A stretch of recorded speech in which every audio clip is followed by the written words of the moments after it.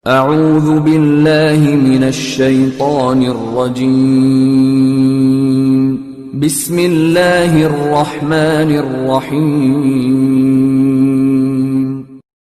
Jadi jamaah, ada sebuah cerita tentang bagaimana seorang lelaki, subhanallah, kakak kelas sana cerita dulu.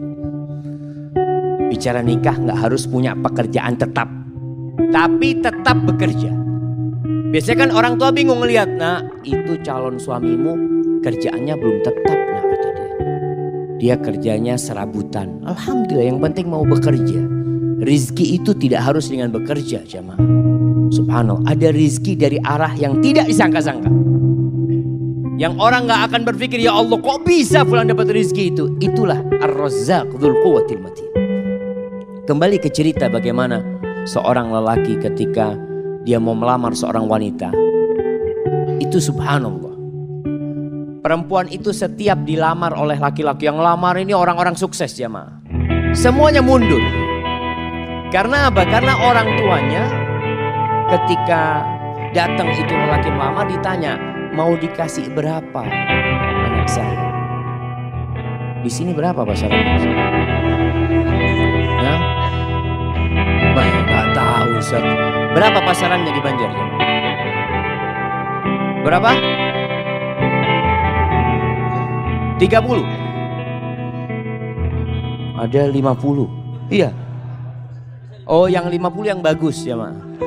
Nah, itu astagfirullahaladzim. Jadi 20 yang pertengahan gitu. Masya Allah. Tapi memang ada mahar, itu ada mahar standar jemaah. Setiap kampung itu punya standar yang berbeda-beda. Dan itu diperbolehkan dalam agama, nggak ada masalah itu. Umpamanya umumnya 30 juta. Sudah, orang tuanya tanya mau dikasih berapa. Bingung mau dikasih berapa, ini anaknya orang kaya. Akhirnya mundur semua. Datanglah seorang pemuda. Dia dengar tentang anaknya fulan ini, anaknya orang kaya ini. Dia ngomong sama sahib-sahibnya, anak mau melamar dia, siapa tahu diterima. Ya Allah, orang yang lebih sukses dari kamu mundur, apalagi kayak kamu. Nah, punya kayak, ya bismillah kan, siapa tahu diterima. Berangkat dia melamar. Ini tidak harus cinta, tapi cocok. Berangkat dia. Sampai ke sana ngobrol sama calon mertuanya. Sama ditanya sama calon mertuanya. Mau dikasih berapa anak saya? Apa kata calon mertua, kata calon menantunya, Bapak minta berapa? Oh Allah jamaah. Ini jamaah. Kamu jual saya beli. Minta berapa? Masya Allah. Karena dia memang makelar jamaah. Dia itu kerjanya makelar kemana-mana. Jadi ngomong gitu tuh biasa dia. Dia minta berapa Bapak gitu. Waktu itu sebelum Krismon jamaah. Oh zaman ini ceritanya jamaah. Kata orang tuanya berapa? 15 juta. Cuma 15 juta. Subhanallah. Jangan. Masa anaknya Ami yang dari kecil Ami rawat, Ami besarkan, Ami sekolahkan, cuma dihargai 15 juta. Ami ada kasih 1 miliar. Betul ini ceritanya. Sekarang anak gak punya duit. Iya, memang dia gak punya duit. Artinya dia ingin ngasih gitu jamaah. Antum ketawa. Subhanallah jamaah. Subhanallah. Akhirnya ya sudah diterima jamaah. Itu keluar dari sana teman-temannya bingung. Kok bisa diterima kamu kata dia. Ada ceritanya kata dia. Masya Allah. Akhirnya menikah. Menikah dengan utang nih. Mahar itu boleh utang, makanya ketika antum menikah, kan orang tua mengatakan maharnya sekian tunai atau utang. Walaupun anak nggak pernah dengar yang utang jemaah ya. Karena yang disebutkan maharnya itu cuma 100.000, 1 juta, seperti itu. Padahal kadang-kala maharnya di zaman sahabat itu, maharnya itu 1 kebun kurma, isinya 400 pohon. Berapa miliar itu jemaah. Nah, itu bisa utang.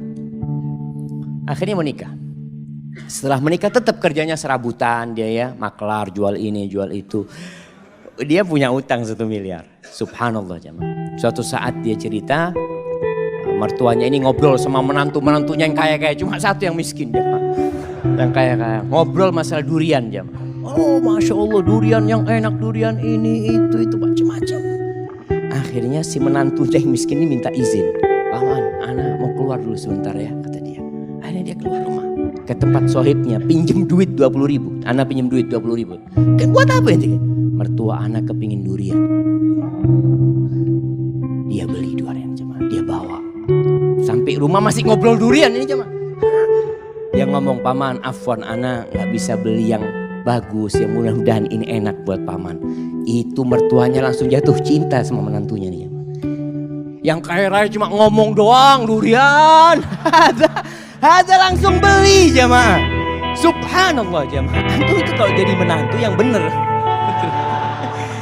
Mertua ngomong durian berarti kepingin durian. Masya Allah jemaah. Ini akhirnya nih menantu jadi menantu kesayangan. Sampai kakeknya, istri dia itu, neneknya pernah suatu hari karena sayangnya sama ini menantu ya, baik menantu ini. Cuma duitnya memang gak banyak. Tapi dia mau kerja. Makanya ketika itu dia mengatakan lupa.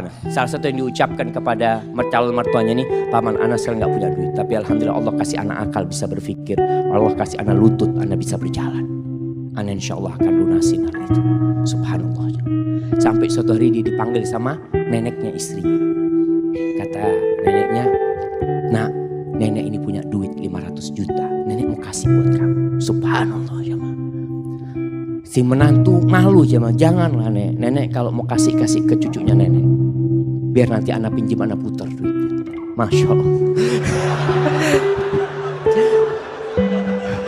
Antum ketawa. Ini laki-laki terhormat jemaah. Artinya dia nggak mau terima. Dia nanti mau pinjam sama istrinya. Kalau sudah punya istrinya dia bisa pinjam. Masya Allah jemaah. Akhirnya diberikan kepada istrinya, duitnya diputar, dia lunasin 1 miliar jemaah. Maka carilah laki tadi yang nggak harus punya pekerjaan tetap. Masih banyak masyarakat Indonesia itu yang berpikir kalau cari pasangan hidup yang pegawai, yang sudah punya gaji tetap. Jangan sama orang yang baru usaha kecil-kecil nanti bangkrut dia. Kalau pegawai kan ada jaminan nanti. Ada jaminan masa tua macam-macam. Nggak harus. Maka itu kriterianya. Allah Subhanahu wa taala mengatakan, "In yakunu fuqara yughnihimullah min fadlih. Wa ankihul ayama minkum wassalihin min ibadikum wa imaikum in yakunu fuqara yughnihimullah min fadlih." Kalau mereka orang-orang fakir yang kalian nikahkan, Allah yang akan cukupi. Ini kejadian lain. Ada seorang wanita menikah dengan seorang lelaki karena dia sukses. Subhanallah, ketika suaminya bangkrut, minta cerai. Padahal sudah punya anak. Karena dia berpikir mau hidup senang dengan kekayaan. Wallahi jamaah ketahuilah, kebahagiaan itu tidak didatangkan dari luar. Kebahagiaan itu tuh bukan di rumah yang mewah, bukan di mobil yang mahal. Lah, kebahagiaan itu sesuatu yang ada dalam jiwa antum. Nerima. Irda bima qasamallahu lak takun aghnan nas. Kata Nabi SAW, ridholah engkau dengan apa yang Allah berikan kepadamu, engkau akan jadi orang paling kaya, kata Nabi SAW. Tapi adapun kalau mau cari istri, maka Rasul SAW mengatakan tungkahul mar'ali arba. Wanita itu dinikahin karena 4 hal. Nah, yang sudah menikah bisa sebutkan, anak kasih hadiah. Nah, yang sudah menikah, antum sudah nikah. Nah, berdiri. Karena kecantikannya. 4. Karena kekayaannya. Karena keturunannya, nasabnya. Karena nggak mandul. Agamanya mana? Taib, tunggu dulu pertanyaannya. Antum menikah istri antum nggak nyebutkan agama, berarti antum cuma 3. Kenapa antum nikahin istri antum?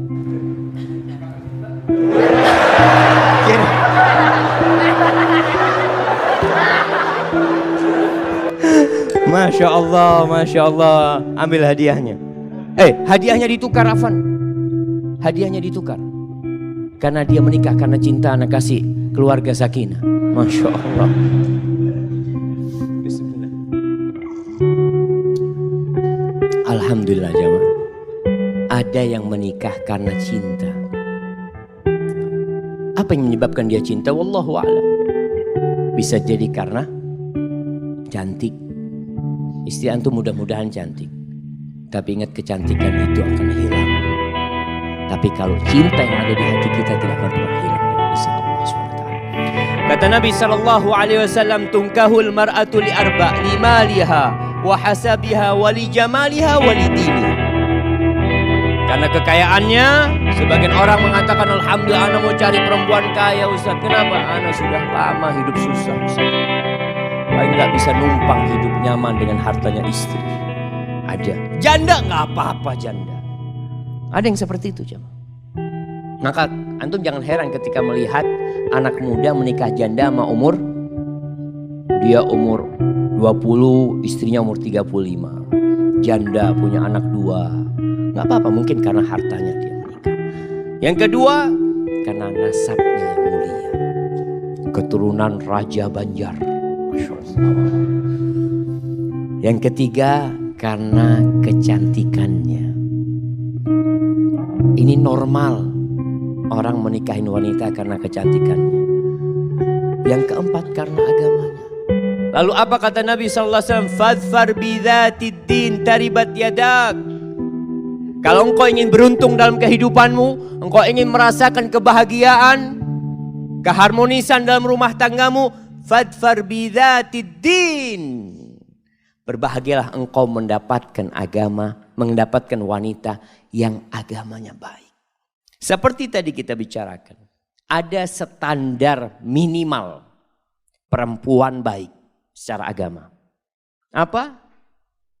Apa jemaah? Melaksanakan kewajiban. Ini yang pertama. Jadi standar perempuan itu melaksanakan kewajiban. Ustaz, tapi dia gak pernah ngaji ke masjid Ustaz. Nah, yang penting kewajiban dia laksanakan. Sholat yang 5 waktu. Puasa di bulan Ramadan. Dia menutup auratnya. Dia berbakti kepada orang tuanya. Maka standar kewajiban ini paling minim harus ada. A'udzu billahi minasy syaithanir rajim. Bismillahirrahmanirrahim.